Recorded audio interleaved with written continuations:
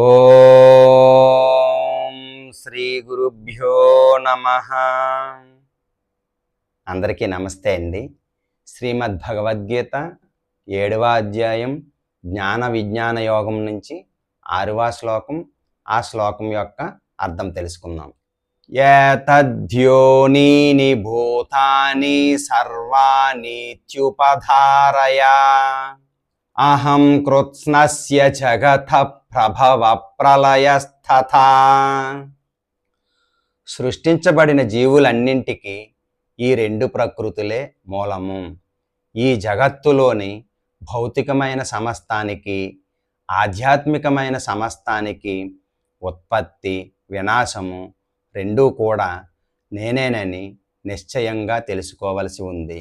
రేపు మరొక శ్లోకంతో మళ్ళీ కలుసుకుందాం. హరే కృష్ణ.